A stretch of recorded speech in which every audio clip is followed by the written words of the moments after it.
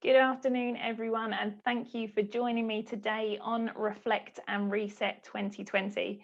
My name's Pip Lawrence. I'm the Wellbeing Director here at Wellbeing People, and today is really about you. It's about you as an individual, it's about you as your workplace, and it's about how we can really optimize well-being. And we decided, as a kind of result of the pandemic, that we wanted to put on this event today so that we could really say a massive thank you to all of our customers and all of their employees, because over the last 9 months of the pandemic happening, we've delivered over 200 webinars, we've done over 180 coaching calls, and we've been hearing very, very similar messages from people struggling with similar problems. So we decided, right, let's put on an event so that then we could say thank you to our customers who have, even during a crisis, carried on prioritizing well-being, carried on investing in well-being, because we all know and are sort of starting to really realize with this awareness that building this foundation of well-being is so essential in today's modern world. So I can see that there's loads of people joining us, lots of chat going on already. So let me explain how today is going to run. I've got 5 incredible guests to share with you, and I'll be doing their introductions in just a second. But the key thing today, like I said, is about you. So please make sure that you use the question and answer box in which you'll find in your Zoom functionality. I'm sure you're all used to that by now. These question and answer box, you can pose to specific panelists and they're sitting behind the screen typing away their answers to you. And we also have a member of our team, Cara, in here, who's also then managing those question and answers.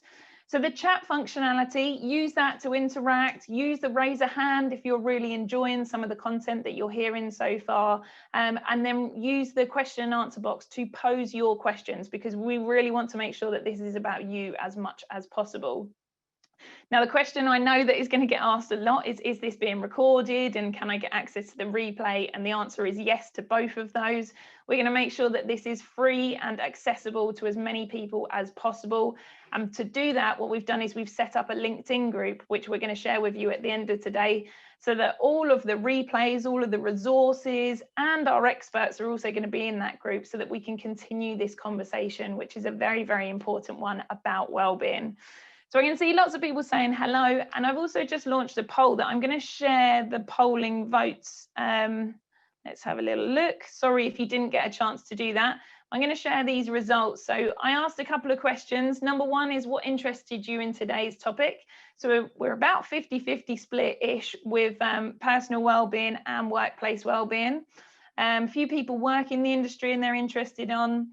And then, which topic are you most interested in hearing about? So Eileen's going to be happy about this one behind the screen, because her topic, well-being in general, looks like it's the one that people are most interested in.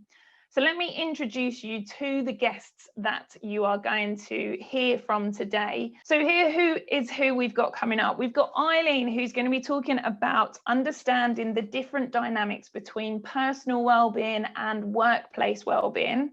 Then after Eileen, we've got Dr Alka Patel, who's going to be sharing her own burnout story, as well as her experiences both in GP practices and now as a lifestyle physician.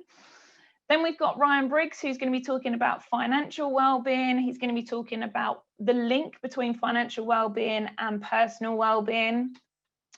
Then we've got Ian Hurst, who hopefully me and him can keep our conversation shorter than we did last night, as we carried on banging on and talking about mental well-being, as it's such an important topic. But he's going to be sharing some of the common pitfalls that people, just naturally slip up with when it comes to depression, and that's individually, but then as well, if you're supporting someone who's struggling with that and their own mental health. And then finally, we're going to wrap things up with Dr Nicola Eccles, who's going to be talking about purpose and why this is so important when it comes to our overall well-being. So without further ado, I've given them all 15 minutes each. So it's going to be very punchy. It's going to be very quick fire information. And we're going to really kind of focus it on how we do it here at Wellbeing People, which is really focusing on how we can empower people to live their best life for the longest. We do that by engaging, then educating people with some facts, and then empowering. And that's what I want to focus on today, is the real key things that you can walk away with today. So there are no sales, there's nothing on this that is going to be salesy at all. It is all about making sure that you get as much value as possible. So start posing those questions if you've got a burning question for one of our experts. So Eileen, I'm going to bring you in first. Here she is. So this is, hello. So this is Eileen Donnelly. Eileen works for the What Works Wellbeing Centre. It's always very hard. No, What Works Centre for Wellbeing, isn't it? I always get those hard, isn't it? But she's actually had like a 20-year career focused on building purpose-driven business strategies. You've worked with Virgin Group, you've worked with John Lewis, you've worked with PZ Cousins and the Co-op Bank. But now your position is the business and wellbeing lead for the What Works Centre for Wellbeing, where you put high quality evidence and wellbeing in the hands of decision makers. So you're obviously the ideal person to bring on to talk about exactly what is wellbeing. So from that, evidence-driven place, can you explain to our audience what wellbeing actually is? Sure, yeah. So it probably feels a little bit high level, maybe even just a tad fluffy. But really, when we talk about well-being, we're just talking about how we're doing. It really is as simple as that. Now, obviously, we can dig into all sorts of detail around that. But in essence, really, when we say what's well-being, well, it's how we're doing as individuals, how we're doing as communities, and then collectively how we're doing as a nation. And very importantly, how sustainable that is for the future. So it's highly subjective, it's highly personal, it's how we feel about ourselves, how we experience life in general, and then it's also about the quality of our life and how we feel physically and mentally. So it's kind of everything. It's really important. Definitely. And I kind of almost want to pose this across to our audience and say, what does well-being mean to you? I'd love you to write that in the chat now so that then we can start seeing some of that, because exactly like you said, it is very, very subjective. And I think the danger that I see a little bit in the wellbeing industry is there's a lot of prescriptive things that are being thrown out there. And when wellbeing is so subjective, it just can't be prescriptive, can it? No, in a word, because it is so highly subjective, then no. But having said that, because that isn't necessarily a useful answer, what we do know is that there are specific drivers of well-being. So I'm gonna relate that directly to the workplace, because I saw the poll results. So when we look at what the key drivers are of well-being specifically in the workplace, and let's face it, the workplace is really quite dramatically different this year than it has been before. But there are 5 key areas that need to be addressed in order to drive and promote positive well-being. So this is where it is incredibly all-encompassing. So those 5 drivers are health and relationships. They're the ones that tie for first place. This is what the evidence is telling us. So health and relationships. Our environment, so that doesn't have to be our physical environment, although that's clearly important. It's actually the cultural environment, the values of the organization. So you can have a toxic environment, which actually is very detrimental to your well-being, but it is also that physical environment as well. And security, so that if you're in a high-risk role, then it is actually your physical security, how safe is your job, but it's also that sense of security in role. And I think that is something that's been really impacted during the pandemic, because those who were furloughed, statistics were telling us like over 80% of those who'd been furloughed felt that they feared future redundancy, so very insecure in their role. And Ryan will talk about all the elements of insecurity around financial well-being as well later on. And then last but by no means least whatsoever is purpose. And purpose, when you think of employment, it gives you a sense of identity, it gives you structure, it gives you connections, and it also gives you that sense of purpose as well. Do you feel aligned with the purpose of the organization you're working for? So all of those, and there's a huge amount of detail in each of those, but there is going to be a resource on the LinkedIn group so people can see a bit more detail behind each one of those 5 drivers. Yeah, definitely. And actually the graphic that you sent across was brilliant, and it really outlines it perfectly. But I think that's a nice kind of segue to talk about, so what are the differences then between personal well-being and workplace well-being? Because I think when we say well-being, it does get just kind of thrown into one ball, doesn't it? And I think the problem with that is that, I mean, I know I've gone into organizations and they're like, yeah, we really want this well-being thing. We need to get our company fit and we need to do this. And so we've got personal well-being that we almost need to define, where it's not health, it's not fitness, it's that fundamental bit in the middle. And then we've got workplace well-being, which you so lovely define with those 5 areas. But I guess the key difference for me is ownership and responsibility. So can you talk about that a little bit in terms of who is responsible? Because we don't want to be nanny state, do we? We don't want to be telling our employees this is how you should live your life. So where's the line that the organizations can kind of find? Yeah, and I think that's the greatest fear, which probably paralyzes some employers into doing nothing because they feel they don't want to be nanny state about it. And I think that's an appropriate feeling in the sense that, you know, your boss or your employer isn't with you at home telling you what time you should go to bed. But if you don't get enough sleep, that's going to have a massive impact on your well-being and just on your mental capacity the next day. If you're really tired, then that is going to affect your learning, your memory, your concentration, your focus, and ultimately your mood as well. So there is a huge amount we can do personally. And I think it's recognizing that we do have a significant element of responsibility over our own well-being, protecting it, promoting it.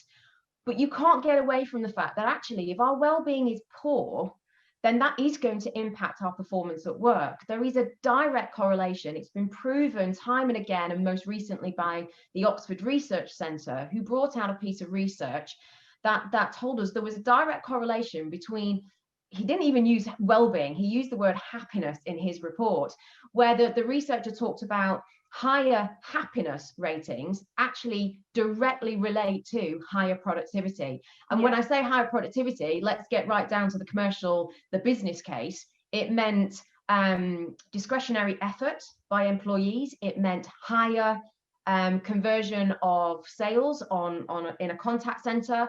It meant lower sickness rate. It meant higher customer satisfaction. And when you're happy and you feel well in yourself, you tend to have a higher emotional intelligence as well, or you certainly can tap into it. So whose responsibility is it? Well, if you want your employees working at optimum performance, then take responsibility for enabling them. So I think in all of those 5 drivers, you can find an employer's responsibility, but you can also, which they literally impact, they facilitate themselves. So the work environment would be an obvious one. But I think actually that there's nothing wrong with, as an employer, if you have the right kind of culture, that actually you empower and upskill and inform your employees about how they can then also take their own responsibility as well. So, you know, you can lead a horse to water, so they say. So please do, employers, lead your employees to water. But it really is about creating the right context within which they can work. So there's no point putting sleep workshops on in an organization, but then giving people ridiculous deadlines and workloads, which means that actually they're having to do extremely long hours. So it's in short, it's a joint responsibility. Yeah, and it's making sure that it's not papering those cracks over, right? Exactly like you said, because it's like the way that we often explain it is the whole thing that it's like it's your own personal responsibility to look after yourself and take that, you know, because you want to, you know, it's almost like you wouldn't turn up to work without putting clothes on, you know, it's like that you want to be the best version of yourself and that sort of side of things.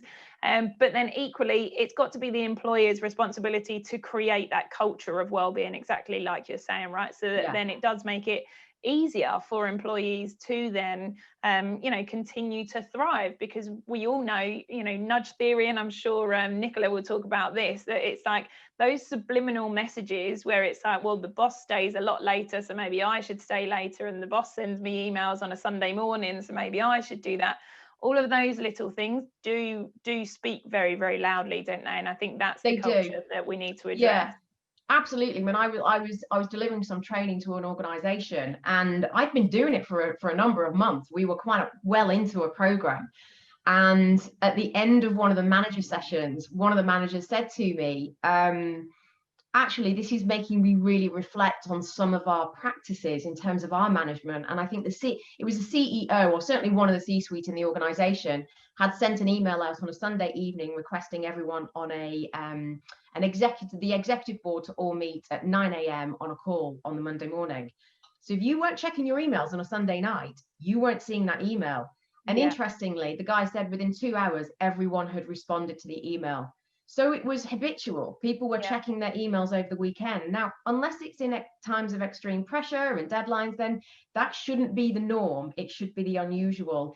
And I do think that the employer's responsibility and the context we've been working in over the last year, the blend between work and home life has never been so obvious. And I think that does actually put a greater responsibility on the employer to facilitate, but also to produce and support that right context within which well-being can still be a focus. Yeah, absolutely. So if an organization, because we've kind of almost like gone into that route, so if an organization was like, okay, I want to start making those first steps. I've noticed, okay, well-being is going to be something that is going to be a great thing to invest in, yada, yada, yada. What would the first steps be for someone? Like if we were to really strip that down to, we love our progress, not perfection, what would that first thing be? I mean, the first thing that so many people miss is to do some level of audit or survey. You've got to find out what's going on in the business. So having an idea of where your current levels of well-being are, but then also finding out what's impacting it both positively and negatively. And because well-being is so personal and so subjective, really looking for averages doesn't work. What you need to do is look for the highs and the lows. And then you can respond to those highs and lows appropriately. So, obviously coming from the What Works Centre, we're all about the evidence of what works. Well, that involves measuring. So again, another resource that will be in that group is measure what you're doing if you are implementing something already. Measure or audit first if you haven't, but also ask, there's an element of co-create a program with your employees because they will tell you what they want. And again, I presented to a group of MDs and one MD came back, we tried everything and it seemed to work at first and I just don't know what to do next. And I went, well, ask them, ask your employees. And he hadn't, and he was passionate about it and really wanted to invest in it, but was stuck because he didn't know what to do. So I'm like, ask your employees, they'll tell you. And it does seem so obvious, doesn't it? But I mean, I remember I delivered a workshop once, and this gentleman is so lovely. He ran a family business. He said, "Pip, do you have any idea why everyone eats their lunch in their car?" And I said, "Well, no. Have you asked them?" And he was like, "Oh no, I didn't think about that." And it's like as MD or C-suites, we think that we need all the answers, and actually our employees have the best answers. And if you build it with them, they're going to be so much more engaged in it, aren't they? So it's a real. So that resource that you referred to, along with, I want to just because. Leora has asked for those 5 steps, so I'm just going to share, so feel free, take a little screenshot of that one or take a picture of it, but we will be dropping that into the group as well. So yes, super stuff, along with, like you said, the resource where it's literally 12 questions, isn't it? So it's a snapshot that then these 12 questions are then evidence-based questions that you can ask your employees. You can set it up on a SurveyMonkey, on a forms, whatever it is, and then get that across. So I just want to share with you some of the really lovely comments that have been coming into the chat, because lots of people have been saying what well-being means to them. By the way, if I'm looking over here, it's just because it's my second screen. It's not that I'm ignoring anyone. But so we've got mental, physical, financial safety. We've got a purpose in life.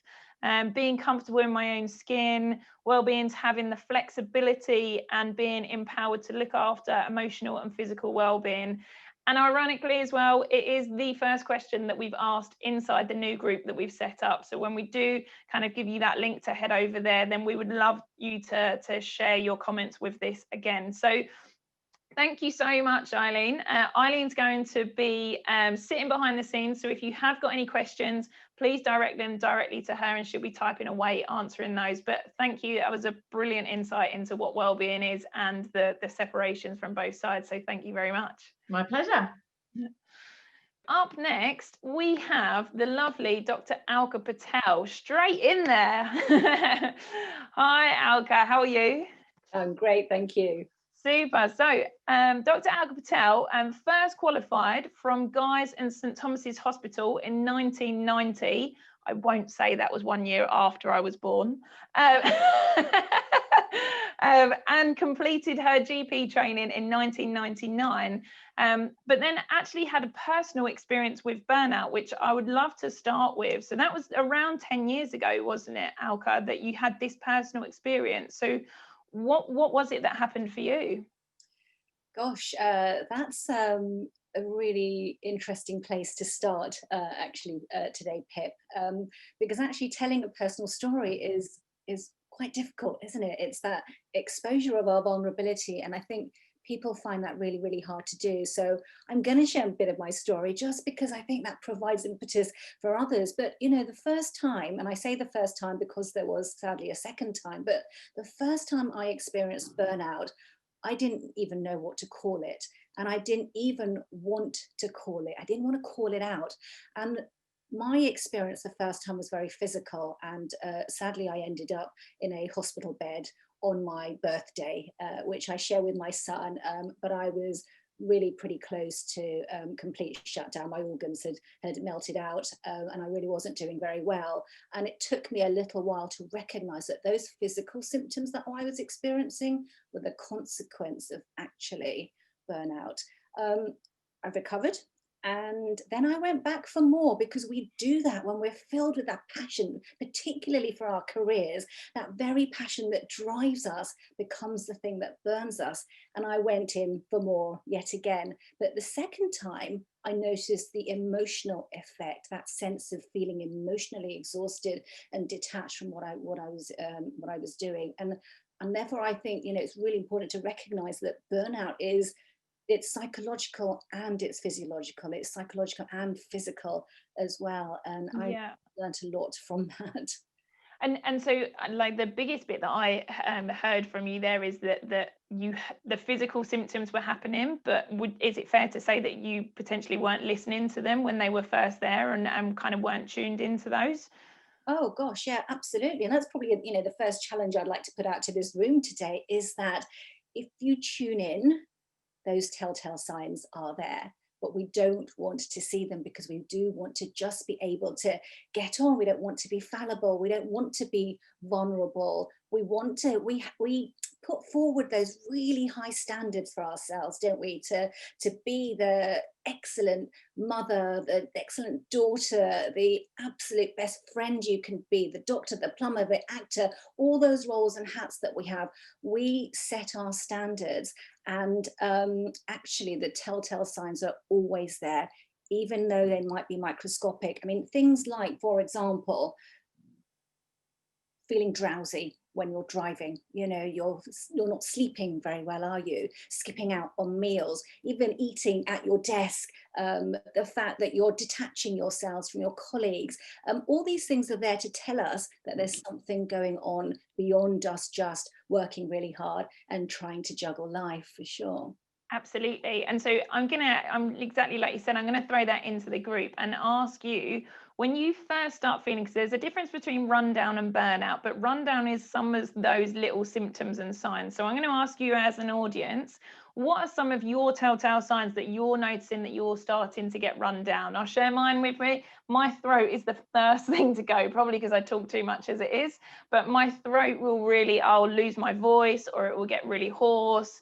People coming through straight away, sinus problems, throats and headaches, tired, just a lethargy, get bad skin, glands enlarged. So this is great because this is self-awareness, isn't it? Which is what you're saying is the first step. But what exactly is burnout? Because it's one of the things that we've heard an awful lot in our coaching sessions, in the webinars we deliver, that I think I'm suffering with burnout. But can we kind of almost get that definition of what's the difference between, you know, feeling run down and actually like physical burnout? Yeah, no, absolutely. I mean, you're right. It's become such a common word, hasn't it? We're now using the word Zoom. It's hit our vocabulary. And burnout has actually hit our vocabulary too. And what actually we do is we often talk about burnout and stress in the same breath, but they're actually quite distinct. And I think it is really important to understand the distinction. So stress, or that feeling of being run down, that's about having too much, too many pressures that demand too much of you physically and mentally. It's over engagement. Whereas burnout is about not enough. It's feeling empty, feeling mentally exhausted, devoid of motivation. It's disengagement. So they're actually two opposite ends of feelings and effect. And World Health Organization, you'll know it's got a definition now of burnout as well, and it's identified 3 very key features of burnout. So if we are to define it, it's thinking about these 3 things. It's thinking about emotional exhaustion. So are you feeling that your emotions and feelings have become quite depleted? It's depersonalization. So are you feeling detached from what's around you, people, places? And the third element is lack of personal accomplishment. So has your sense of achievement and satisfaction from work, has it taken a dip? And if you're answering yes to even one of these things, then that is burnout showing itself up.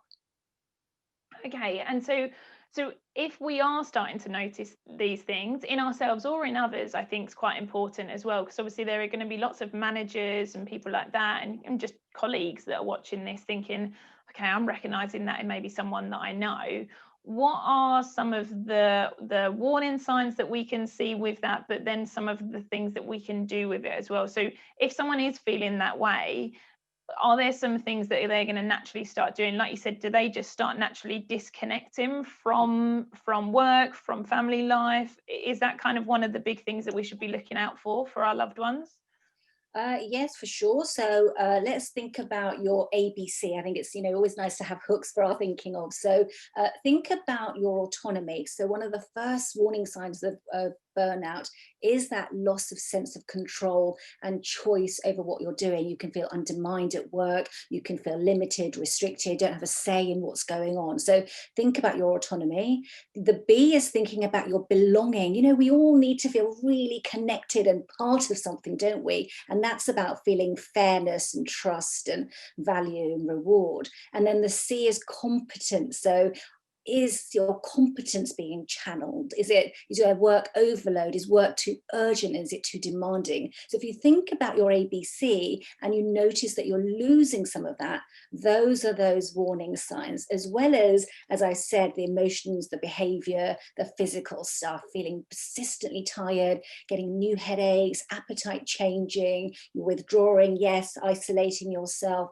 Even things like using food and alcohol and drugs to cope.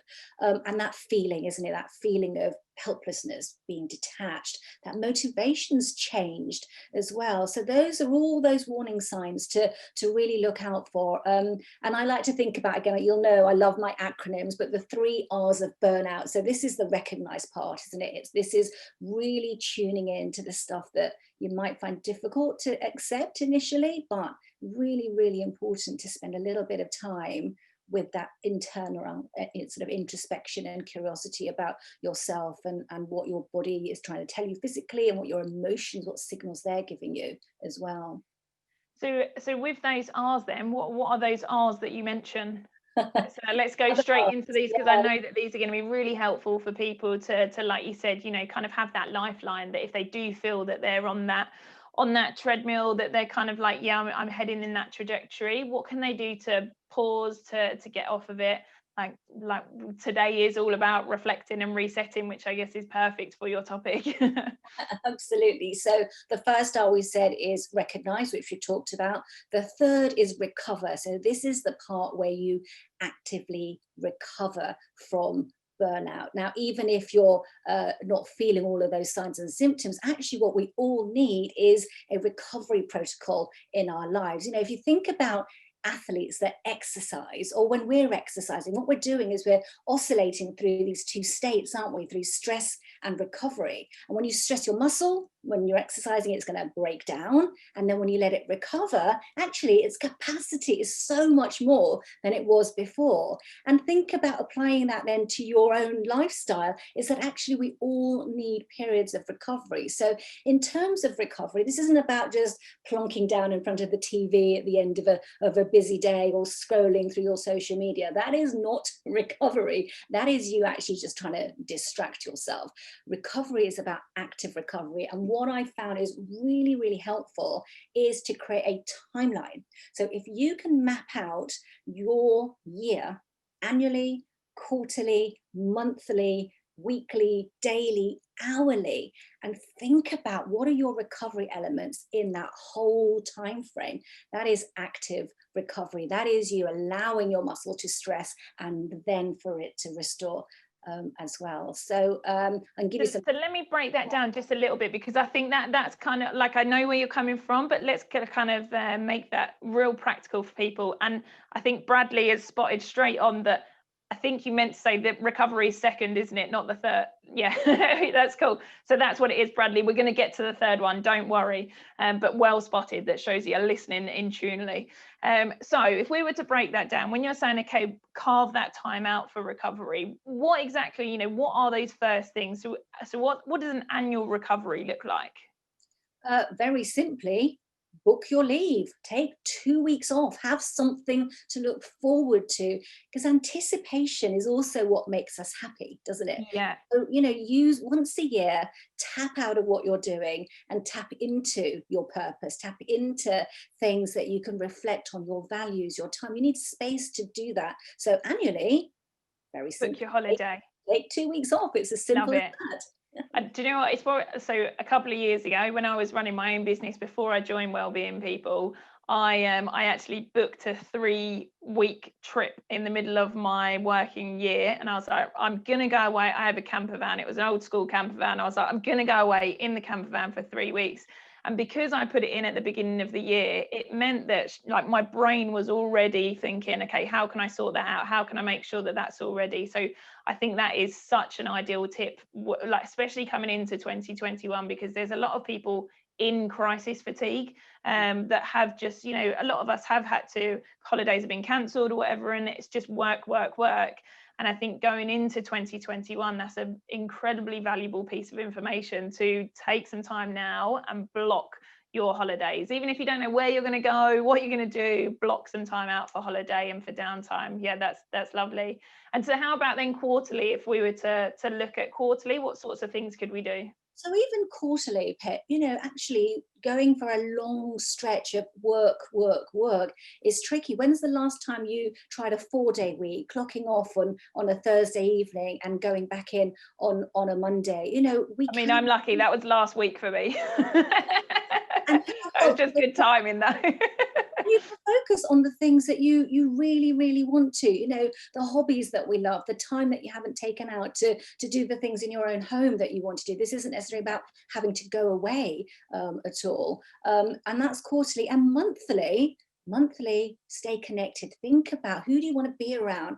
Who do you want to be in your circle? Diarize this, make plans to connect monthly, get those monthly one-to-ones at work, get those in as well, but again, if you've scheduled that, if you've got that in your timeline, you're going to make a commitment to doing these things, aren't you? Which is so important. And I think that's so lovely the way that you've done that. So it's like, book your holidays annually, quarterly, think about what one thing would you love to do this quarter that you always say, oh, I've not got time for. If it's like go and paddleboard on the lake, or go for a 2-hour hike, or whatever it is, just put one thing. I'm a big fan of like one thing in there. And so what is your third and final? So we've got the first one is to recognize, the second one is to then block that time out to recover. What's the third one? The third is rethink, because there's a lot of sort of mental shift that we need when we're feeling burnt out, and it's changing your state, changing your relationship to your work situation. And this is a little bit about talking it out, you know, actually exposing your thoughts, sharing your vulnerability. I think it's really, really important to change your mental state and have a bit of a mental shift and rethink about what is it, even from a practical angle, what needs to change in your situation? Do you need to have that difficult conversation about workload, delegation, breaks, but allow yourself a real cognitive reframe as well, so that you can view your situation in a different light. There is always going to be a way of looking at a difficult situation at work with that silver lining. You know, there always is. Yeah. We just have to be able to do that. And I guess come back to the sort of vulnerability is, think about who you're going to share your story with. Think about who you're going to talk to. If there's one thing that you do when you're feeling down, low, burnt out, stressed, whatever you want to call it, is actually share your story. Take time to talk. Yeah. And I think I've definitely found myself saying it numerous times throughout this year, which is prioritizing your well-being is the most selfless thing that you can do, because often people see it as a selfish thing, but actually when you fill your own energy tank up, your resilience tank up, your vitality tank up, when you fill up yourself, then it really does then start overflowing for your career, for your family, for your friends, your loved ones. So even just reframing that, right, in terms of well-being, prioritizing me isn't selfish. It's one of the most selfless things that you can do. So we've run straight up on time, so I can't believe how quickly that conversation has gone, same as with Eileen's. But thank you so much for your insights, Alka. You're going to be obviously behind the scenes, so if anyone has got any questions, please feel free to fire them across to Alka. She's going to be answering your questions in the chat and in the question and answer. Thank you very, very much for your insights. Thank you. See you later. Bye. I can see lots of people in the chat. I'm really trying to multitask, but my brain likes to just stay on one thing at a time. So with no further ado, we have got our third guest coming up, which is Ryan Briggs. Ryan is going to be talking to us about financial well-being, and he also has a little cheeky past where he was in West Ham's FA Youth Cup winning team in 1999. So if you've got any questions on that, then you can fire those across as well. So Ryan, are you with us? Hi, Ryan. I'm with you. In the lovely Christmas jumper as well. Yeah. Sorry about that. I was on a previous online session, and there was a Christmas jumper theme, so I thought I'd keep it on and spread a bit of Christmas cheer, hopefully. Spread some cheer. Love it. Love it. So Ryan, obviously we've brought you on. You work for you're the client relationship manager for Ronsky Wealth Management, and you've been in financial services since 2010. And we connected because of you developed the financial health education and wellbeing program for businesses and employees. And you also help as well. I saw you had an event last night specifically for teachers. I know you just do lots of different specific events as well, don't you? Which is just lovely to see. And so can you explain a bit what financial wellbeing is and how that relates to people's personal wellbeing? Yeah, sure. Thanks.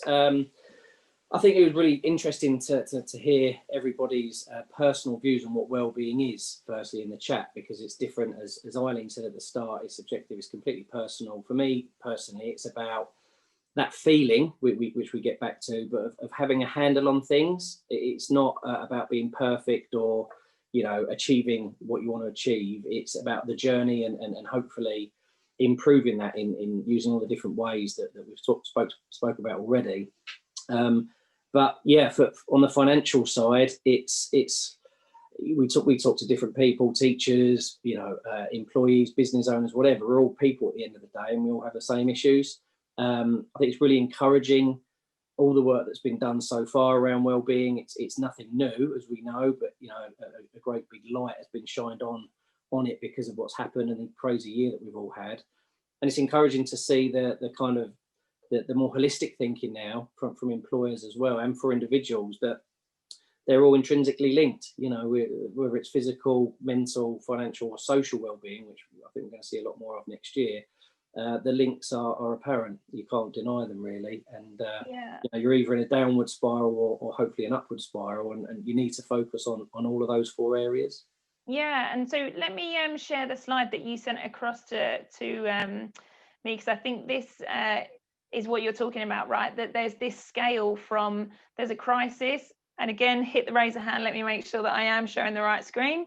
Thank you, everyone, that we've got kind of crisis down at one end, and then we've got kind of thriving at the other end. And exactly like you said, I think we can take this for every element of well-being. And I know the What Works Wellbeing Centre, they've got, I think it's like 10 different elements of well-being. And so, but it's about having that reflection on, well, where am I on that trajectory? Am I right in saying that?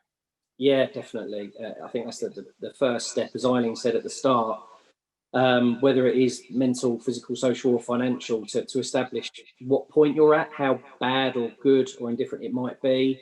Only then can you start to put a plan in place and look at what ways to improve that. So there's lots of different scales out there and ways to measure things, some more complicated than others. We like to try and keep it as sort of simple as possible, really. So we like this one. It was actually adopted from a scale that was used back in 2013 in the US. But yeah, it's just four basic stages to look at where you're at. Obviously, this whole crazy year has affected people in different ways and to different levels. Some more than others. Some, have lost their businesses, lost their jobs, lost their homes. Money coming in is a lot less than what's going out, right? So they're at crisis point. They need help. So it's really important to identify if that's the situation and know what you can do if you're in that position. And as you move up the scale, possibly, maybe things start to get a little bit easier, a little bit better. But there are different things that you can do at different stages. Yeah, and like you said, they're so linked, aren't they? Like going back to almost Eileen's talk where she was talking about security and obviously financial security, you can see why then it does play such a big part in our well-being overall, because if we don't have that feeling of security of like, right down to like, where is the food going to come from? How am I going to pay my mortgage? All of those sorts of things, then straight away we're going to feel that level of kind of poor well-being. So how does someone measure, I guess, their financial well-being, or what are some of the warning signs? Because I think, same as that with personal well-being, right? It's very easy to just bury your head in the sand when things are starting to slide down the scale. So actually, let me see who said it. Desire, I think that is, has asked for, are there any practical resources for financial well-being that we could put into our staff newsletter? And I know one of yours was the checklist that you sent across to me that we're going to send over. But how can we start helping bring more awareness and highlighting and helping people to self-reflect on where they are in this scale? Yeah, I think basically with what's happened already, the good work, as I say, that's been done on physical and mental well-being. I think Eileen mentioned there's drivers, and I think the whole financial well-being is a driver for all the other areas. It's such a key area. Obviously, our relationships and our environment are important, but just having a good sense of where we are financially, and that feeling, I go back to it personally. My feeling is having a good handle on things. You always want to have more money. Everyone, is not going to deny that. It's nice to have nice things, but feeling security and safe and knowing that bills can be paid at least, and that we can plan for the future a little bit more. Some of the warning signs that you mentioned there, Pip, it's really similar to the mental well-being side. The anxiety starts to creep in, stress, even depression, sleep starts to get affected. I've had this personally over the last couple of years. You have some challenging times as we all do, and everything's affected. I know certain signs where you don't want to look at your bank balance, you don't want to look at that app, you don't want to see what's in there or what's not in there. More to the point, where the post gets delivered and you don't want to look at the post, you just want to kind of put it all to the side and deny that inertia, don't do anything about it, whatever it might be. But other warning signs, other things start to break down, relationships start to break down, conversations stop happening, things like that, arguments, will increase. So it's a huge area that needs to be looked at. And we don't get educated about this. We're not educated like this at school. Encouragingly, it is happening now at schools. So I think it was talked about earlier on in the session about responsibility, and ultimately that will come down to us as individuals, of course. But schools are now implementing education, and the workplace is also looking at incorporating financial education and well-being into their existing strategies or initiatives that they've got rolling. So it's good to see. Yeah, definitely. And those 10 questions we definitely will share. I think it was 10, wasn't it? We will share because those are great. I mean, like the first one was literally, or I'm going to have to try and find it now. But they were just very, very good self-reflective questions. That is almost like a personal audit then, wasn't it? Where it was like, you know, there was a question about debt and it was just then, you know, even as I was reading through them, I was like, oh, that totally makes sense. That then, you know, if you've asked yourself that question, then you can start having a look at it. And I think, you know, a good few years ago, my head was buried in the sand when it came to financial well-being, exactly like you said, because I didn't know. And so then I was like, because I don't know these things, you know, it's almost like that whole thing of, you know, am I too old now? Should I have learned this? So then you then don't have that conversation because you think, am I going to be a bit embarrassed if I have that conversation and ask someone? But obviously we know with anything that then just compounds problems and makes them worse, don't they? So I think the work you're doing is great to start creating that awareness and creating, I guess, that acceptability to be able to talk about money and finances in a little bit more of an open way. So how can we build more awareness in the workplace? What can employers do to you know, in organizations to sort of like start putting these resources out, or what resources would you recommend?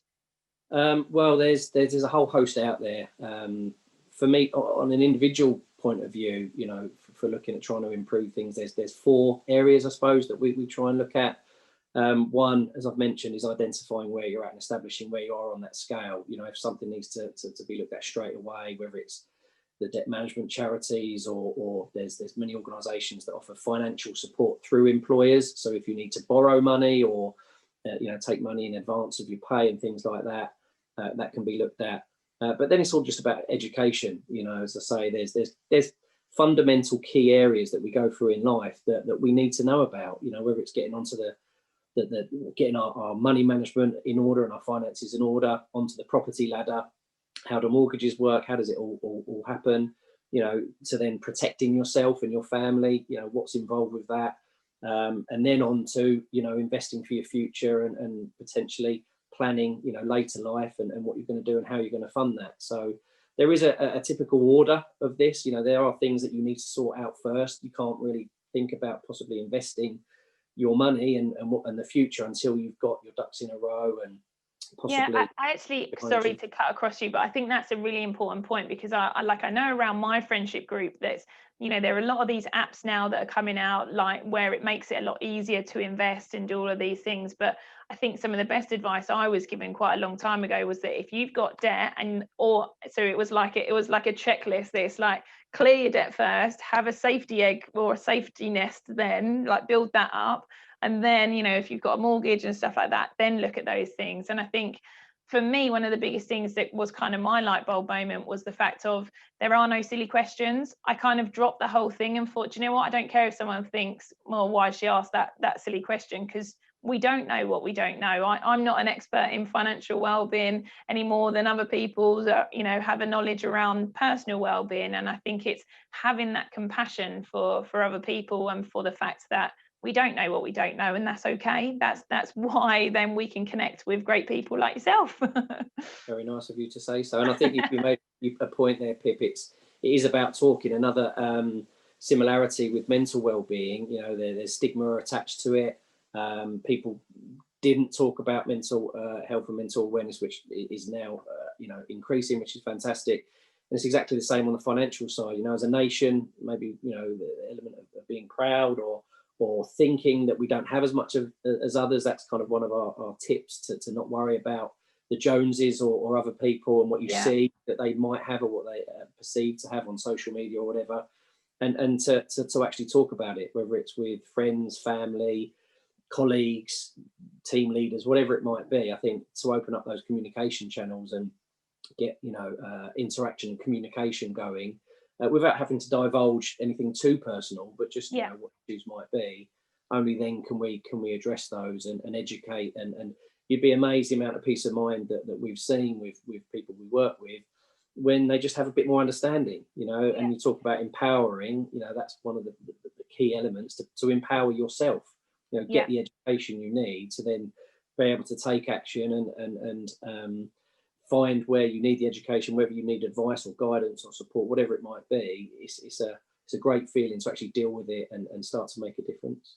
Yeah, absolutely. And like I said to everyone who's watching this, we are going to drop all of these resources, all of these links into the LinkedIn group, those 10 questions, and Ryan's going to be in that LinkedIn group as well so he'll, if you have any specific questions, across to Ryan. But I think this has been so valuable. I think one of the things I heard a long time ago when it was to do with well-being and finances and stuff was the fact that when you hit a certain amount, your happiness doesn't actually increase.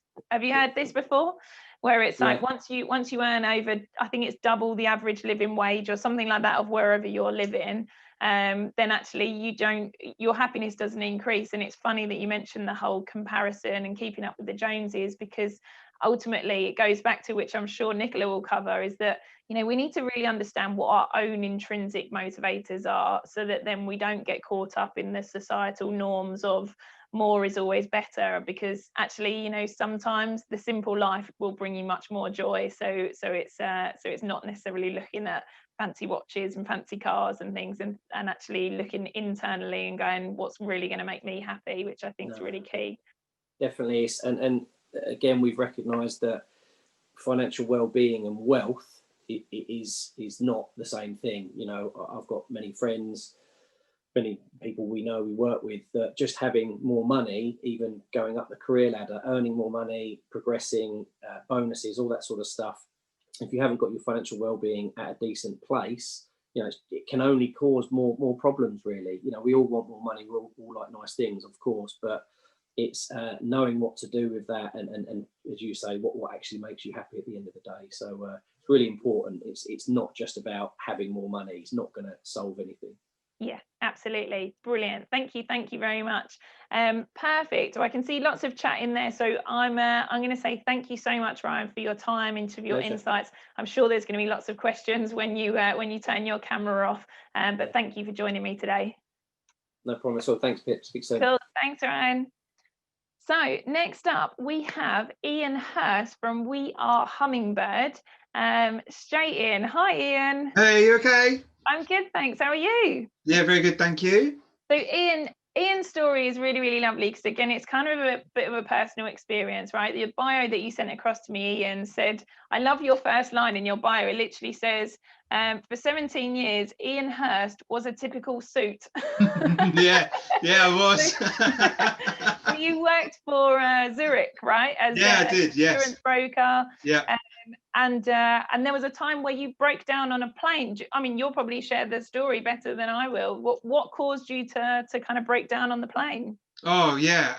Well, firstly, thank you for having me. I was a typical suit, and I haven't worn a suit in nearly 3 years, apart from to my dad's wedding since, and I love it.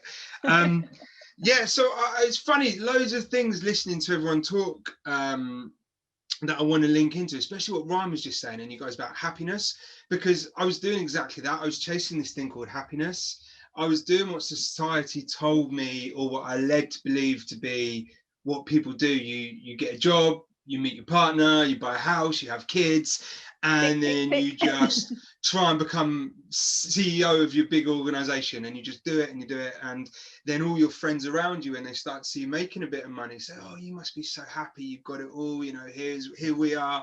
And I think that's something that kind of happened. I was living in a world that I hated, and by that I mean I did a job that I didn't enjoy, I didn't fit into. I'm a hugely creative person, and yet I was working in the financial industry. They just don't go together. And I had a good job though. I looked after huge companies globally, and I traveled the world. And yeah, it was on one of these flights home where, as a man in my early 30s, I've been suppressing a lot of telltale signs for poor mental health, partly because I didn't know what poor mental health was. Again, as people have said, I had no knowledge of what it was. I was just a lad living my life, and it all came to a head on a flight home, and I just had uncontrollable tears, just uncontrollable emotions coming over me. And people were concerned, and they're saying, you know, how do we, you know, what is this? What do we need to do? You know, the cabin crew were thinking it was to do with flying, and I was like, no, this is something I can't put into words. And actually, yeah, that day was the first day of my new life. Really, it changed everything that day. A woman, as I walked away, told me to or suggested that I, chin up and it'll all be okay. And it's not the chin up thing that is an issue, but when she said that, I realized for the first time that I couldn't carry on pretending that everything was normal, that the way I was feeling, the isolation, the depression, the anxiety, all these feelings, they're not normal life. And I love again what you put in your you quickly realized that you were suffering from severe loneliness, right? And in your bio you put, and which I think so many people will be able to relate to this statement. You put, the biggest problem is how tiring that is, because you're putting on a show 7 days a week, and sometimes by the time I'd get to work at 9 a.m. in the morning, I'd be emotionally and physically drained. I existed in a world that was never able to bring my whole self to, which I think is so, and especially that whole thing of literally how draining it is to not be yourself, and to pretend that and kind of almost play that oh yeah, and everyone else thinks that I'm happy, so it almost makes it worse and compounds it. And I've got people coming across straight away saying I can totally relate to that. It's you know what, so this is me, what you see now. We chat, I'm smiling, I'm happy. I live a life now which is far richer, and richer not in the sense of money now, but rich in the sense of who I am as a person. I live a life now, and it's been a journey. I've had to learn, and I'm educated now in what we're doing. But so as you see me now, this is who I am, and this is effortless because this is who I am. But I had to pretend to be this when I wasn't feeling it, and the difference, if you've been there, between being who your true self is to who your pretend self is huge. And I still remember telling people at work that I wasn't very well mentally, and the responses were, no, not you, come on, look at you, you're you. And it was those kind of things that just reinforced how much energy I wasted on trying to pretend that the way I was feeling wasn't real, rather than harnessing that energy to start seeking answers or educating myself. Because like I said, as a man in my early 30s, I didn't have a clue. I mean, I was as uneducated as it comes, and all of us are, right? I think that's one of the biggest things I want to get across on today is that none of us have the answers until we go looking for them, and actually we don't realize how resourceful we are as human beings, because when you then start like burrowing into that kind of little hole, and it's like you start unraveling these huge things that then you suddenly make leaps and bounds forwards, don't you? You don't know what you don't know. You don't know what you don't know. And this is, I've been listening to everyone else talking today, and it's, I've learned stuff listening, and it's so important that you be inquisitive. If something doesn't feel right, trust yourself. If you're starting to feel that this isn't right, trust yourself and find out. Definitely. So, and it goes back to what Dr Alka was saying around, I call it my internal sat nav, and I've got quite good over the years to, when my internal sat nav is really like, oh, there's a frustration there, that I don't squash it down and go, no, just be quiet, my life's going all right, don't interrupt it. Like I purposely, like Pandora's box, I go out searching for it, because I'm like, there's growth the other side of that. It was funny, I know you've probably got questions, but what Ryan was saying about happiness, so there's a guy that a gent called Dr Robert Holden. Now, funny enough, I first came across him when I was in my old life, and I'd describe it, I was at my miserable state, and the reason why it's funny, because I had a book when I was in London that I used to write all my notes in, and actually I've still got it here, and in this book I'd written down something about Dr Robert Holden, and what he was saying was that we look for happiness in the wrong places. Exactly what was just said. We think that short-term gains, promotions, money, holidays, all these things will make us happy. But actually what we know is that as soon as you hit that point, within about 12 days, your levels drop again, and you need the next big thing. So that saying of, if you'll die trying to buy happiness, you will. Yeah. And finding happiness is all about contentment, small acts of kindness, gestures, being your true self, acknowledging people, giving time. This is what makes up the bulk of what makes someone happy. Yet we always go for the wrong things to try and give it to us. So yeah, fascinating. definitely. I've got to give a huge shout out to one of our wellbeing coaches here, Grant. I call him the happiness bunny, and he taught me Martin Seligman's work around like the pleasant life and the engaging life, and it's those different levels of happiness, isn't it? Because we're not taking away from the fact that, you know, if you do get a new car, you are going to feel happy for a couple of days, but it is only going to be a couple of days, whereas the enduring happiness, that's the acts of kindness, the compassion, all of those things. Absolutely. So anyway, I knew this would happen when you came on. But anyway, so I brought you on to talk about depression, because obviously you've basically, your story is you've gone from being in finance to then being a mental health first aid trainer and suicide prevention trainer as well, that you focus a lot on, to also a DJ, which I think we definitely won't open that box, because otherwise we'll be here all day. But we will share some more maybe in the next time. But so what is, because of your experience around mental health first aid training, I know you've written programs for the Navy and things like that. What is depression? If we wanted to kind of define what depression is, what exactly is it? Well, a big question there. So what depression's not is the blues. What depression's not is having a couple of bad days. So let's go to what to be clinically diagnosed depressed is a unusual sad mood that doesn't go away, a lack of enjoyment from things that you once found hugely enjoyable, lack of energy or tiredness. But the key driver is that this is persistent for 14 days. Right, so in mental health terms, it's a watching window. We use these terms a lot, but it's getting 14 days. So we're not looking for Monday to Friday blues, feeling down, Saturday, Sunday back with the bosom of your family and friends and suddenly feeling heightened again. It has to be that persistent period. The way I kind of try and help people understand depression, it's a loss of hope. Hope for now, hope for the future, hope for what the future looks like. And not everyone has experienced this. So the way I try and help individuals understand what that feels like is something that most of us have probably all experienced at some point in our life, being dumped, being left, being madly in love with someone, head over heels in love, and then leaving you. And that feeling that you have of, well, that's it. She was the one. Never going to find anyone else again. There's no point dating. There's no point looking. I'm destined to be on my own forever. This is life now as I know it. That feeling of hopelessness to meet someone else, well, that's just a tiny segment of the loss of hope for what depression is. It's an overarching feeling. Anything that you can think of is complete hopelessness. There is no future. You see no future for yourself. And this can become really encompassing.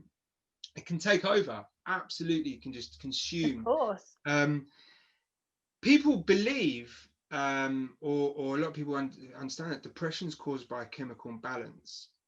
There's very weak evidence to suggest this. Hardly any evidence to suggest this. The reason people come to that conclusion is because it's treated by a chemical, or you're given a chemical to try and bring your levels of serotonin back up. But it is very rare that it is driven by a chemical imbalance. It's actually driven by a continual period of poor mental health, or what I like to call cashing out. So just looking at time, if we've got time, I'd love to describe this, because we've had Ryan again talking about your financial well-being and your physical money bank account. But we as human beings all have what I like to call an emotional bank account. Now, as humans, what we do is we're kind of wired that when negative things happen, we hold on to it, we remember it, we look at it. If someone cuts you up in the junction, or your cup of coffee is cold, or you stand on a plug, or whatever it might be, it's a stressful situation, we hold on to the negative, and then we keep it right here, and we pick it apart, and we overanalyze it, and we make it bigger and bigger and bigger. Because that's what we do as humans. But the thing that we forget is that good things happen all the time. I mean, literally, even on your worst day, good things will be happening. The sun on your face, a good bit of music, your partner bringing you a cup of coffee, your children hugging you, watching something funny on the telly that makes you laugh. Good things will always happen. But what we forget to do is to cash these good things. We essentially get money from our work, put it in a drawer and say, I'll leave that for a rainy day, I'll forget about that. And this is what happens with all these good things that happen. We just go, oh, that was nice, and we move on. When negative things happen, or bad things, which they do, what that means is all we ever reflect on is cash out, withdrawals. Like a financial bank account, all we're doing is paying our debtors. What I try and get people to start doing is to cash in. So when all these good things happen, and I've done it multiple times during this call, I just say to myself, cash in. Some people do gratitude lists at the end of the day. Absolutely fine. It's just another approach. But get into the habit of cashing in, saying to yourself, cash in, cash in. I still get people email me now saying, I'm cashing in, I've done something. But what you're doing is you're building your mental bank account. You're building up your stocks. Because bad stuff's always going to happen. That's life. That's the way it is. Something's going to come along. And what you want to try and do is make sure that you've got as much wealth in your mental bank account so that you can afford for these ones to come out. Yeah. And I love that you actually have a hook with it. So that then, like, you know, when something actually happens, it's almost like, right, I'm going to take a quick mental snapshot of that session. Yeah. that little hook where it's like all the time cashing in, and it will happen multiple times. I mean, I'm in the habit of doing it so many times now. And people come to me and say, yeah, this is all great, but bad stuff's still going to happen. I say, exactly. Yeah. Bad stuff is always going to happen. So I know I'd much rather have enough wealth in my mental bank account to allow for that than to be caught already in debt. But what I was saying is it's often, depression will often come from a period of people consistently cashing out. Yeah. Cash out, cash out, cash out, cash out, cash out. And it's when this cash out keeps happening that people generally fall into this low mood, this persistent low mood. And that's really, really important. And we want to start recognizing this. And again, as Elaine said right at the start, it is fluffy, it is light, because that's what it is. Once you start to do these small steps every single day, you're empowering yourself to have the best possible armory. Yes, there will still be severe mental illnesses that are chemical balances that could catch you off guard. Yeah. If we're talking simple mental health, build your blocks day by day, simple stuff. Yeah, totally. Absolutely. And so, like, I remember once I was in the gym and a guy came past me and was like, oh, Pip, what are you training for at the moment? And I said to him, just completely like off the cuff, didn't think about it at all. And I went, just life. Yeah. But then I think that, yeah. But I was like, but the reason that and it really stayed with me, because actually any time that I'm in the present moment, like I really liken my physical health and mental health as similar things, right? So when I'm lifting weights in the gym, I'm building my physical strength. But whenever I'm in the present moment, that's when I know that I'm cashing in, because I'm like, right, I'm practicing being in the present moment. I know we spoke about it yesterday, but I have just a really simple visual that seems to land with people, where it's like, if you let your thoughts and your wandering mind wander and wander and wander, it will attach to emotions. And if you're always thinking about the past, eventually that could end up as depression, if that's always wandering. And if you let your wandering mind attach to emotions and always wonder about the future, eventually that might end up as anxiety. So the best thing we can do to cash in on our mental health is to recognize those things and to be present as much as possible. So when we're talking to someone, I'm sure there are lots of people now, and if I've just caught you, hit the raise a hand, that are multitasking, you know, that are watching this, but then they're also doing something else. Well, that's not helping your mental health. You're training yourself to be distracted. No one's honestly hit it. So either you're all really engaged, or everyone's like, whoa, she's just caught me. But Ian, I could talk to you all day. Thank you so much. I want to just make sure that we finish with one thing. What one piece of advice? The cash in was lovely, but what one piece of advice could someone do if they are struggling with depression? How could they take that very first step to start trying to make a difference in their own life? So for me, it's got to be find what works for you. We're in a world now where mental health is discussed broadly and widely, and with just under 68 million people in the UK, we're all unique and individual, and we're fortunate now that there's loads of different options. The stats won't change, the facts won't change, the figures won't change. It's all about how it's presented to you. And what people struggle with, and I did this myself many years ago when I was looking, is we type into Google depression or whatever it is, and we hit the first web page we see, and we force ourselves to relate to what we've just seen first off. And if it's not your cup of tea, if it's not how you relate to things, you're going to come away feeling more confused, more frustrated, more anxious, more depressed. If it doesn't resonate in a minute, flick it off, go to the next one, and find your, find your tribe. I call it underpants. I'm not even going to tell anyone anymore about this, but find your underpants, find what fits you, but don't stick on the first thing. So yeah, find what works for you, find your tribe, and when you see it, you'll know, and everything will start to make sense, and you can find who you are that way. Yeah, and I love that, because like I said earlier, we underestimate how resourceful we actually are. And so yeah, exactly like you said, if you and I think this for anything, like if you're looking for a plumber and they don't resonate with you, find another one. If you're looking for a well-being strategy, for a mental health. So I saw a question did come up: how can I get mental health first aid training? You can go to We Are Hummingbird. They will be able to sort that out, but we'll link with that into that.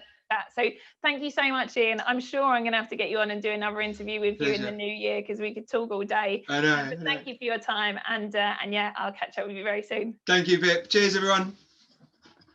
Okay, so my fifth even, and final guest, she's straight in on the money. Don't worry, I'm not going to cut you short.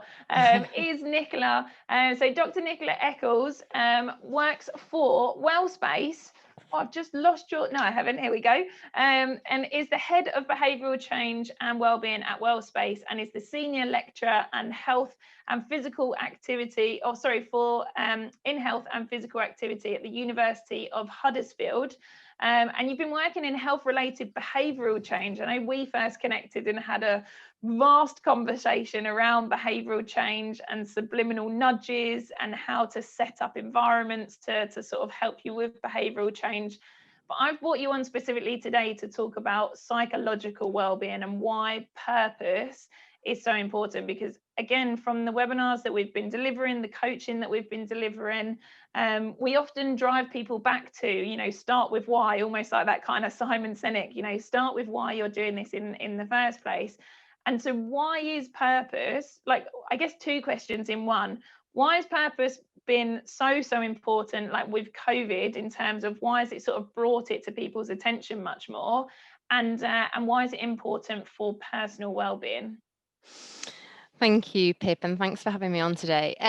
Yeah, we did. There's so much to talk about. I think you're going to come away from this thinking we could almost do this every week, couldn't we? Ian's touched on so many fantastic things, as has Eileen and Alca and Ryan. There's so many things floating around in all our heads here, but I'm going to try and bring it back to purpose. And I suppose I'll flip it around and I'll talk first about what purpose is and how it fits in with psychological well-being. And then I think I'll sort of move in to talk about why COVID has almost pulled that rug out from under our feet for many people, literally in terms of job loss, but also, less tangibly, and they can't quite explain, but it just doesn't feel the same anymore. And I think lots of us can share and empathize with those feelings. So, I like to sort of draw an analogy of having a purpose, because people might think that sounds a bit fluffy, a bit weird, creating a vision board, think about what your purpose is. But, in an organization, you wouldn't not have a vision statement, okay? And I work a lot on research projects around health and well-being. Now, if we want to get funded, we couldn't put out a research project that didn't have a very clear aim and a set of objectives. And so therefore, we are the CEO of our own body and mind. So why would we not empower ourselves and think that it was as important to do that for ourselves? And, I think this is where the conversation is heading. It's like that realization that, like, actually, that's, me first. I know that sometimes makes people feel a bit awkward, but me first, and then I'm going to be able to do a better job for everybody else. So, that's the thing about you are the CEO. So for me, this purpose is about drawing a vision statement for yourself. And that's the most important thing you can do.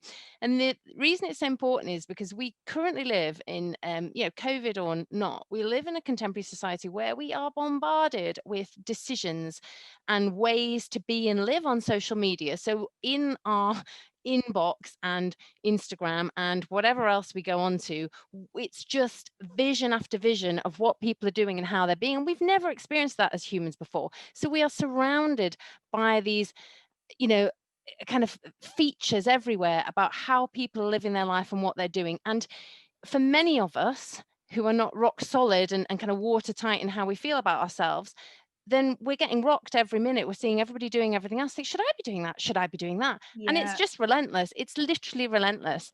And it's so decision fatigue almost, isn't it? Because you're like, okay, oh, maybe I should go in that. I used to call it squirrel syndrome. I definitely, before I was a bit clearer on my purpose and being the CEO of me, I guess, I literally used to be like, I feel like a squirrel, that I'm like, oh, I'd see something over there and then I'd be like, oh, and no, it's I'm going to chase over attractive. that way, and then Yeah. I'm going to chase over that way. So yeah, I can definitely relate to that.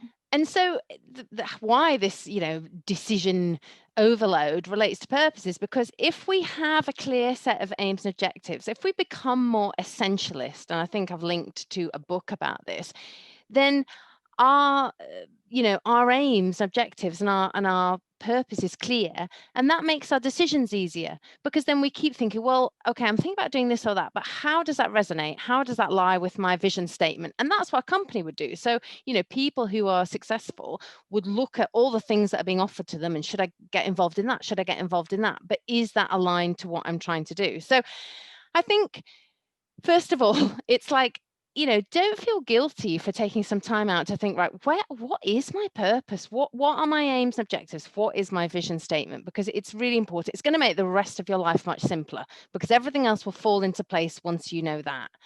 How you measure everything is going to align to that. And just to put, because I'm sure some people are going to be like, I almost feel that kind of overload feeling of going, well, where do I even start? That always feels like a huge task in itself. So are there any sort of like pointers that you can give people into what, like, how could they start really identifying what is their vision statement for their life? Yes. But the thing is, if you try, as you know, if you try to do something, it doesn't always emerge straight away, does it? And purpose is about meaning. Okay. And Alka's touched on this, and I think someone else has. Purpose is about what you give meaning to, and we're all searching for meaning. Okay. So it's about trying to, and it isn't necessarily found in a career or in a person, but it might be found in a combination of those. And, we are all a laboratory of one, and therefore our purpose isn't the same as someone else's, but trying to find it comes from a place of compassion in the first place. So there's a wonderful work by Paul Gilbert about how compassion can make us much more psychologically well, make the world a better place. So it's moving away from this kind of stick, beating ourselves with a stick, and coming much more from a place of compassion and carrot. So it's like, not berating yourself because you haven't got a purpose. That's the worst place to start with. Start from a place of curiosity. And that's how we, all the work I do in behavior change is you start from a place of curiosity. So you look down at yourself and think, that's interesting. Why am I continually, scrolling through Instagram for the last 2 hours, instead of going, oh, what am I doing that for? Put the phone down, and then 5 minutes later you've picked it back up again. So it's like, or why do I keep going to the fridge and eating rubbish, or whatever it is that your thing is. And for us, most of us during this last 9 months, it's all of the above. And it's about, but I think exactly what you said in terms of like that curiosity and having that nature where it's like, okay, imagine that, like I think you said it yesterday, where it's like an alien has come down, and imagine that it's that alien that's going, oh, I wonder why they're living their life that way. So that then it's just this gentle curiosity rather than that like real harsh, like you said, like beating yourself up is so important. And I guess that's what we do that's why coaching is so valuable, isn't it? Because it's the allowing someone that space where it's just, whether it's that you ask yourself that question or whether someone else asks you that question, it really doesn't matter, but it's that reflective space, which hopefully today is bringing about for some people, that then means that then that curiosity can gently start coming out, and that hopefully leads to that purpose. Am I right in saying that? Absolutely. And I think there's a link. Not like I'm going to do this Sunday afternoon and then I'm going to get it done, ticked off my to-do list. There's a link that we'll share in the group later about it's a TED talk, and there's a man who very kind of clearly illustrates how we can be curious about our behavior, and it's that curiosity that will lead to change. So it's about giving yourself time. So we know in health behavior that change, whether it's finding purpose or changing something you're doing that you don't want to be doing anymore, is a process. It's not going to happen overnight. I know we have stories of people who quit smoking 40 a day and the next day they woke up and didn't, but for most of us it's about reflecting, thinking, and then acting. And so it's giving yourself some time time, and just not giving yourself a hard time. I don't know if you're able to pull up that slide, Pip, about psychological well-being, and then I can just look at how purpose fits into this. Definitely. And we've got a few people saying about, let me pull this on, there we go. We've got a few people asking for the links. We will put all of the links. We're going to put a really helpful resource guide together that's got all of the links into the books that everyone's recommending into the LinkedIn group. So we will get that sent across. Sorry, Nicola, back to you. That's okay. Yeah, so don't worry, there's lots of links that will get shared from what I'm talking about. So what I like to look at here is like, it's plates that are spinning. And in order for you to have psychological well-being, we need to keep these plates spinning mostly for most of the time. You might not have them all spinning at the same speed, but it's about not dropping one, really. And it was developed in the kind of 90s as a result of some of the earlier theories of human functioning not quite being illustrative enough of what we were seeing in the research. And you can see that purpose in life is one of the plates. And purpose in life, if you think, well, what is it? What does it look like? Well, it means that you've got, I mean, I talked about aims and objectives before, but it's about having goal, a sense of self-directedness, a purpose, looking back at what you've done as part of your story, not looking back and thinking, why did I do that? And I suppose not having purpose in life is that lack of goal, lack of self-directedness, feeling like you're not sure where you're going, feeling lost, and feeling apathy. I saw someone in the comments earlier talk about apathy, and I think that's a really good and clear indicator of poor psychological well-being.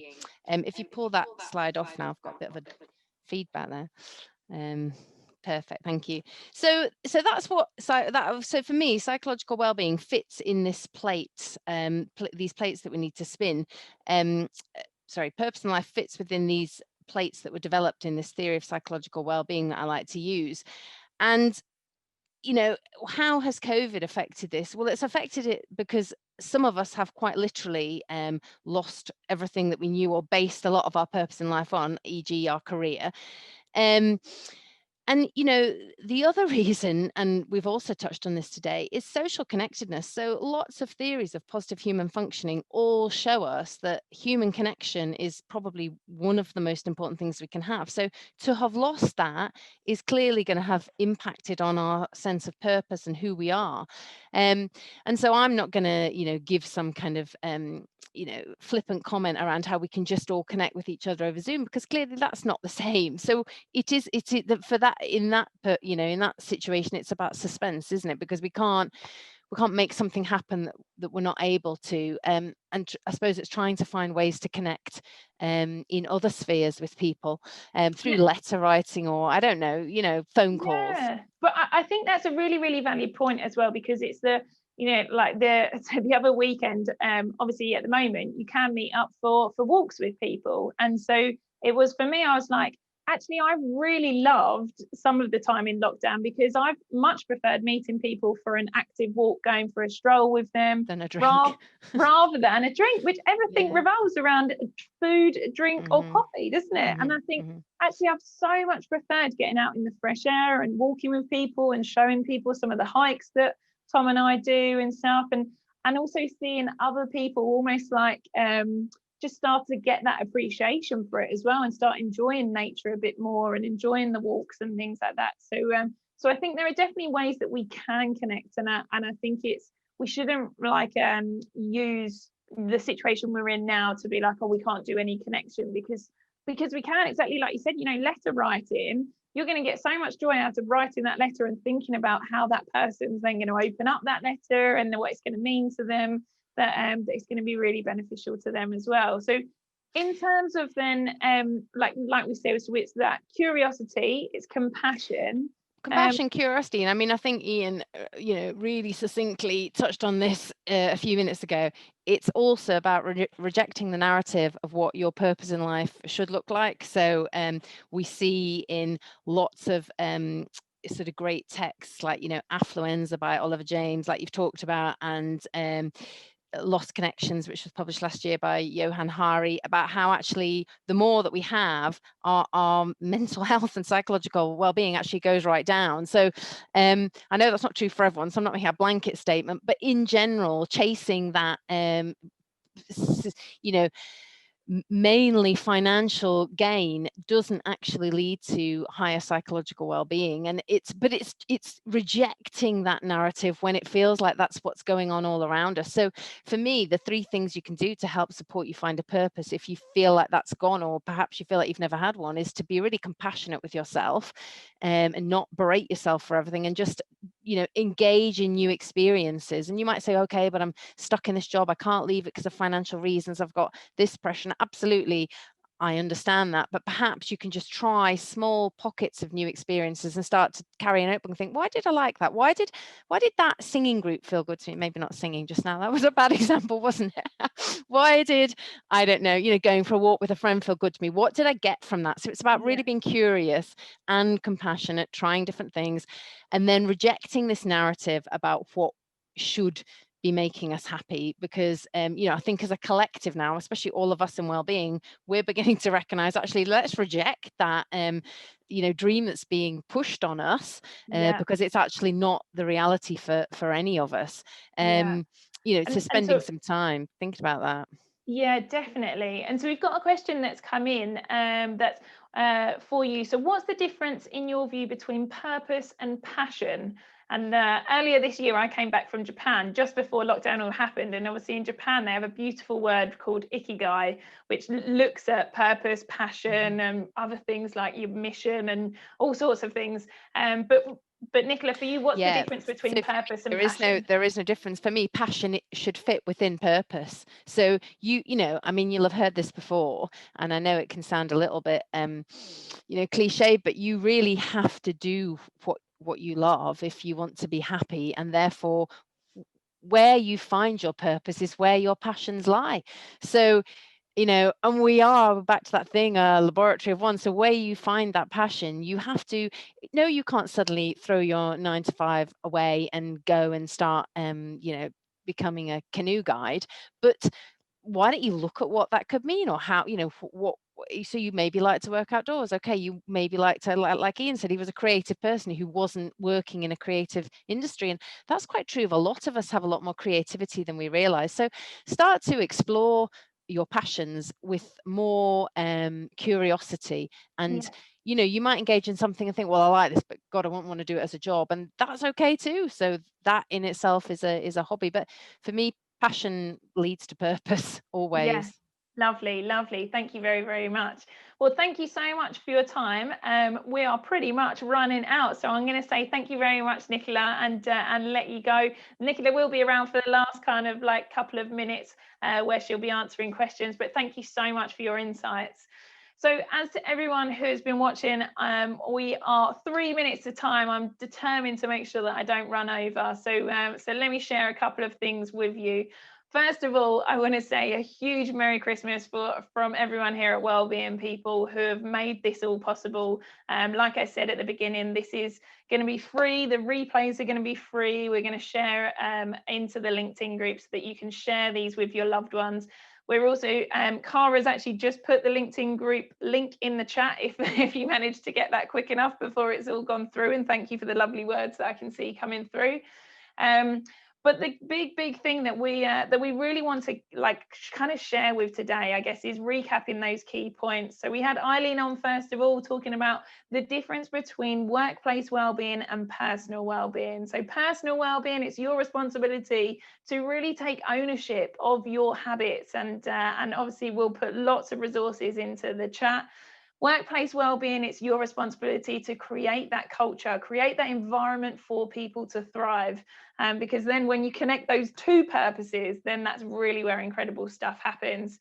Dr. Alka was on talking about burnout, and obviously the key things there was to make sure that you recognize those signs. So listen to your own internal sat nav, then take time to recover so that then you can really get that motion going. Ryan was talking about financial well-being, had a similar thread really, make sure that you recognize those signs, don't bury your head in the sand. and then get yourself out there, learn as much information, ask as many questions as possible, because there are people like the 5 or 6 of us who really are passionate about helping and empowering people. Then we had Ian on sharing his amazing own personal story, and talking about what depression is and some of the key things that you can do to start making those steps going forwards. And the big thing when it comes to depression was that cashing in, cash in on the good things, whether that's a gratitude journal, whether it's just something that you're like, yeah, that was a good thing today. Make sure you hold on to those. And the more that you can spend time in the present moment, remember, that's then where you're going to be doing those kind of like lifting those weights for your biceps, but for your brain instead. And then finally, Nicola, who spoke about making sure that we have compassion for ourselves and curiosity. I'm almost certain that's where I started, sort of like about, I don't know, 6 years ago now, when I decided, okay, yeah, I wasn't really happy in the job that I was doing. And I just sort of thought to myself, right, what do I want to do in 10 years' time? I knew I didn't want to work weekends. I knew there were certain things that were on my tick list. So then I just started getting curious with what that looked like. So curiosity absolutely is a really, really key one. So the final thing that I'm going to share from Wellbeing People is that wellbeing as a whole is complex. I'm sure you've heard about that today, but it really doesn't need to be complicated. It's so essential that you seek out people that you resonate with, so that then you can get the message to come across as simply as possible. And obviously, if you want to find out more information, then please do join that LinkedIn group. It's called Wellbeing People Community in LinkedIn. It's also called Wellbeing Community on Facebook, if you prefer to use Facebook. Every week, the team will post in there, and I post in there, just that then we're giving you those subliminal nudges and supporting you in whatever you decide your best life looks like. So thank you so much for joining me. I'm going to try to filter through the chat and get as many questions out as I can that haven't been answered. I don't think there's any in here that I need to answer right now, and I'm pretty sure I'm bang on time. So thank you so much for joining me. And remember, prioritizing your well-being and your workplace well-being is the most selfless thing that you can do. It's not selfish, because when you fill your own resilience, energy, vitality tanks up, well, then you can help even more people. Thanks very much again for watching, and I'll see you all soon.